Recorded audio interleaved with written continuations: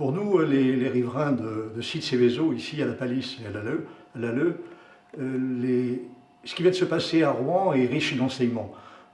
Très succinctement, évidemment, parce qu'on a peu de temps, mais d'abord, le premier enseignement, c'est que les fameux périmètres des PPRT ont complètement sauté, évidemment, puisque le panache de fumée et l'effet de l'incendie ont été au-delà des périmètres et ont touché pratiquement 110 communes, ce qui montre que quand il y a un accident Céveso, on est en dehors de tout ce que les PPRT peuvent prévoir. Deuxième chose, les études probabilistes sur ce site avaient dit qu'il y avait une probabilité d'un incendie sur 10 000 ans. Sur 10 000 ans, il y avait une chance qu'il y ait seulement un incendie sur 10 000 ans. Donc c'était tellement peu probable qu'il y ait un incendie.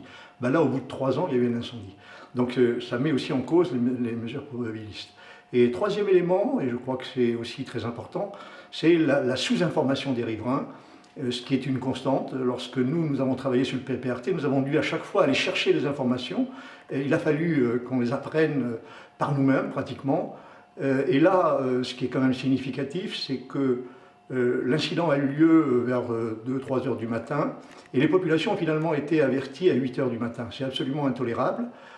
C'est aussi le reflet de la manière dont sont considérés les riverains des sites Céveso-Soyo.